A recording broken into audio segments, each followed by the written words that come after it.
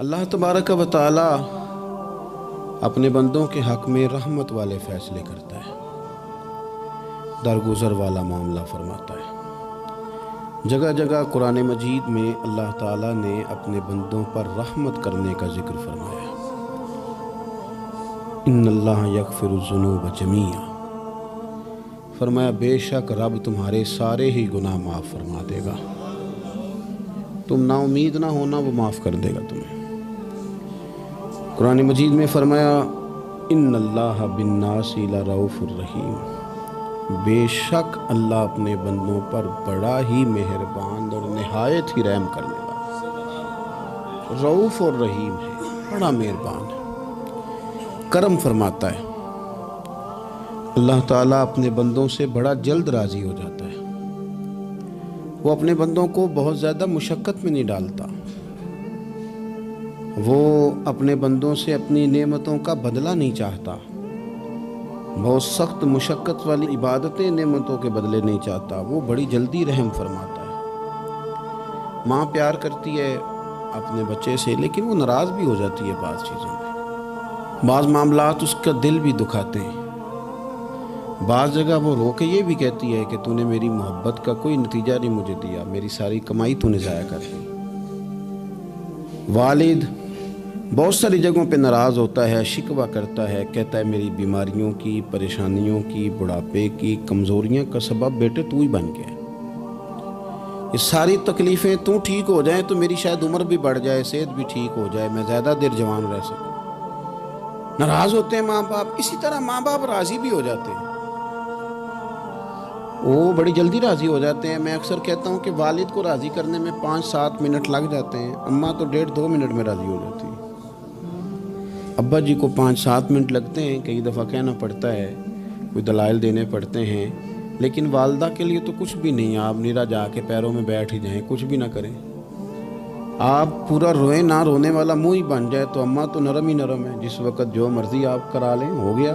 اللہ تبارک و تعالی بلا مثال و بلا تشبیہ سمجھانے کے لیے عرض کرتا ہوں، اللہ بھی بعض معاملات میں اپنے بندوں سے ناراض ہو جاتا ہے، وہ کہتا ہے میں تکبر کرنے والوں کو پسند نہیں کرتا،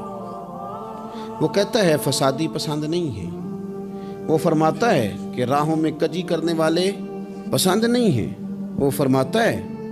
کہ بدعہدیاں کرو گے تو میں صبح قیامت تم سے سوالات کروں گا۔ اللہ تبارک و تعالیٰ بہت ساری چیزوں کو ناپسند کرتا ہے، ناراض ہو جاتا ہے، بلکہ نبی پاک صلی اللہ تعالیٰ علیہ وسلم نے فرمایا تم بات کرتے کرتے کوئی ایسا جملہ بول دیتے ہو کہ رب اتنا ناراض ہوتا ہے کہ تمہیں پتہ بھی نہیں ہوتا، تمہارے لیے جہنم کا فیصلہ کر دیتا ہے۔ اس لیے پہلے تولو پھر بولو، خود اپنے لفظوں کی تو تم پہرے داری کرو نا کہ میں کیا کہہ رہا ہوں، کوئی ایسا جملہ، کوئی ایسی بات وارث شاہ مان کری نہ وارثاں دا، کوئی ایسی بات نہ تمہاری زبان سے نکلے۔ اور حضور یہ بھی فرماتے ہیں کہ اس کا دوسرا پہلو بھی ہے، بعض اوقات تم بات کرتے ایسا جملہ کہتے ہو وہ اتنا راضی ہوتا ہے کہ تمہارے لیے جنت کا فیصلہ فرما دیتا ہے۔ مسلمان کو اب یہ حکم ہے، اس ساری گفتگو کا نتیجہ یہ ہے کہ وہ اپنے جذبات پر، خیالات پر، نگاہوں پر، زبان پر، کانوں پر تھوڑی توجہ دے، بے لگام نہ بنے، بے ترتیب نہ بنے، جو طبیعت میں آئے کر نہ گزرے، تھوڑا سا نہ سوچے سمجھے اور تھوڑا سنبھل کے چلے، کبھی ان کاموں کی طرف نہ جائے جن سے رب ناراض ہو جاتا ہے، ان کاموں کی طرف بڑھے جن سے اللہ راضی ہوتا ہے۔ میرے نبی پاک صلی اللہ تعالیٰ علیہ وآلہ وسلم نے ارشاد فرمایا، بعض احادیث میں لفظ یہ ہیں کہ اللہ اپنے بندوں کو دیکھ کے مسکراتا ہے، جو اس کی شان کے لائق ہے۔ جس ترتیب سے ہم مسکراتے ہیں، جس ترتیب سے ہم روتے ہیں، جس ترتیب سے ہم کسی بات کا اظہار تشکر کرتے ہیں، خدا ان باتوں سے پاک ہے۔ اب بہت ساری حدیثوں میں آیا کہ وہ مسکراتا ہے، تو کیا مطلب ہے مسکرانے کا؟ تو علماء تفسیر نے لکھا ہے مسکرانے کا مطلب یہ ہے کہ وہ بڑا ہی راضی ہوتا ہے اپنے بندے سے، بڑا راضی ہوتا ہے، یہ مطلب ہے۔ ایک تو مسکرانے کا مطلب یہ کہ وہ بڑا راضی ہو گیا، وہ مسکرا دیا اپنے بندے پہ، اور ایک اس کا معنی خود نبی پاک صلی اللہ تعالیٰ علیہ وسلم نے بیان فرمایا، مسند امام احمد بن حنبل میں حدیث ہے، حضور سید عالم علیہ السلام سے صحابہ نے پوچھا، یا رسول اللہ شہید تو بڑے لوگ ہوتے ہیں، شہیدوں میں افضل کون ہے؟ تو اللہ کے حبیب علیہ السلام فرمانے لگے، وہ والا بندہ جو ڈٹ گیا تھا کافروں کے مقابلے میں، وہ ہلا نہیں، پوری طرح ڈٹ کے جو لڑا وہ شہداء میں افضل ہے۔ حضور فرماتے ہیں وہ جنت کے بالا خانوں میں سیر کرے گا اور رب اسے دیکھ کے مسکرائے گا، رب اسے دیکھ کے مسکرائے گا، اللہ تعالیٰ مسکراتا ہے اسے دیکھ کے۔ اور اگلے جملے میں حضور نے وضاحت کر دی، فرمایا جب رب دنیا میں کسی پر مسکراتا ہے نا تو اس کا معنی یہ ہے کہ قیامت میں پھر اللہ اسے حساب کوئی نہیں لے گا۔ جس پر اللہ دنیا میں مسکرا دیا اس سے کوئی حساب، تو وہ کام ڈھونڈنے چاہیے نا جس سے اللہ مسکرائے۔ ویسے کبھی ہم ایسا کرتے ہیں کہ نہیں کہ کسی کو راضی کیا جائے؟ یہ کام ہم کرتے ہیں کہ ہماری کمپنی کا جو سربراہ ہے وہ ہم سے راضی رہے، جس ادارے میں ہم پڑھاتے ہیں اس ادارے کا بڑا ہم سے راضی رہے، یہ کرتے ہیں ہم۔ اس کے لیے کچھ نہ کچھ ہیلے بہانے ہم کرتے ہیں، برادری، قبیلہ، علاقہ، بستی، لوگ کسی طریقے سے ہمارے ساتھ مطمئن رہیں، کرتے ہیں نا یہ سارے کام۔ اس میں تھوڑی مشکل بھی ہمیں آتی ہے لیکن کرتے ہیں، کیا کریں۔ گھر میں بھی کئی دفعہ ایسا ماحول بنانا پڑتا ہے۔ چلیں ایک اور میٹھی مثال دیتے ہیں، زیادہ سمجھ میں آئے گی۔ چھوٹا بچہ خوش رہے، آپ اس کے لیے محنت نہیں کرتے، وہ چھوٹا ہے، اس کو خوش کرنا فرض ہے ابا پہ، لیکن وہ کہتا ہے کہ میں نے موٹر سائیکل لینا ہے، چھوٹا ہے چلا ہی نہیں پائے گا، تو ابا پھر اسے راضی کرتا ہے، کہتا ہے بیٹے چھوٹا سائیکل لے لے، چل میں تجھے اڑانے والا جہاز لے دیتا ہوں۔ مقصود کیا ہے کہ اس کو ناراض نہیں کرنا، یہ روئے نہ، اس کا دل نہ ٹوٹے۔ ہو یارو سنو نا میں کیا کہہ رہا ہوں، اگر چھوٹے بچے کے لیے وہ چیزیں ڈھونڈتے ہو، میرے ابا جی نا اپنے نواسے کے لیے کھلونا لے کے آئے تو بچہ بڑا ہی کھیلا، تو ابا جی کہنے لگے لو پیسے پورے ہو گئے میرے، بچے کو پسند بڑا ہے نا، پیسے پورے کر چھڑے نے، دیکھو نا جی کتنا اس کو راضی ہوا ہے۔ تو انسان کیا کرتا ہے کہ کوشش کرتا ہے، چھوٹا بچہ بھی ناراض نہ ہو تو وہ چیزیں وہ ڈھونڈتا ہے کہ اس کو کیا پسند ہے، چاکلیٹ لے جاؤں، فلاں چیز لے جاؤں، آئس کریم لے جاؤں۔ تو ایک بچے کے لیے، گھر کے لیے، سربراہ کے لیے اتنی محنت کرتے ہو، تو وہ کام بھی ہمیں ڈھونڈ کے تلاش کرنے چاہیے نا جس سے رب راضی ہوتا ہے، اللہ راضی ہوتا ہے۔ بتاؤں وہ کون کون سے کام ہیں؟ نبی کریم صلی اللہ تعالیٰ علیہ وسلم نے ارشاد فرمایا 3 لوگ ہیں جنہیں دیکھ کے رب مسکراتا ہے۔ یا رسول اللہ صلی اللہ علیہ وسلم وہ کون کون سے؟ تو محبوب فرمانے لگے، ایک وہ بندہ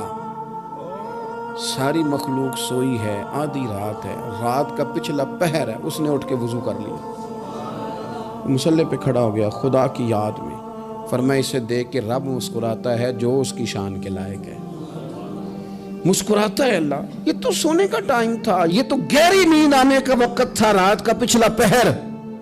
رات پوے تے بے درداں نو نیند پیاری آوے، تے درد منداں نو یاد سجن دی ستیاں وی آن جگاوے، اور ساون کی کالی راتوں میں جب بوندا باندی ہوتی ہے، وہ راتوں کو اٹھ اٹھ روتے ہیں جب خلقت ساری سوتی ہے، اللہ مسکراتا ہے۔ اور سننا میرے بھائی، میرے نبی پاک صلی اللہ تعالیٰ علیہ وسلم فرماتے ہیں جب مسلمان نماز کے لیے صفیں بناتے ہیں نا، ترتیب لگ رہی ہوتی ہے، اب اللہ کی بارگاہ میں کھڑے ہوں گے، قیام کریں گے، رکوع کریں گے، سجود کریں گے، فرمایا جب مومن صفیں بناتے ہیں تو رب دیکھ کے مسکراتا ہے، مسکراتا ہے۔ کمال ہو گئے عروج بندگی کا، جب بندے کو دیکھ کے رب مسکرائے، خدا بندے سے خود پوچھے بتا تیری رضا کیا ہے، مسکراتا ہے۔ اور میرے نبی پاک علیہ السلام فرماتے ہیں جب مجاہد جہاد کے لیے صفیں سیدھی کرتے ہیں، آج تو یہ رب کے نام پہ مرنے ہی آ گئے، یہ صفوں میں کھڑے ہوں گے، ترتیب سے لڑیں گے، ترتیب سے گلا کاٹیں گے کافروں کا یا شہادت لیں گے۔ فرمایا جب جہاد کے لوگ صفیں بناتے ہیں تو رب انہیں دیکھ کے مسکراتا ہے۔ کتنے نصیبوں والا وہ بندہ ہے جسے دیکھ کے مسکرا دیا۔ او یار کبھی تیرا بیٹا تیرے سامنے مسکرائے نا چھوٹا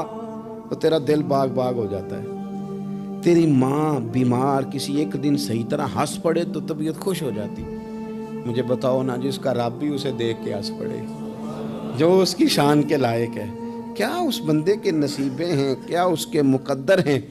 آپ اس مقام پر اپنے آپ کو لائیں. اب دیکھیں نا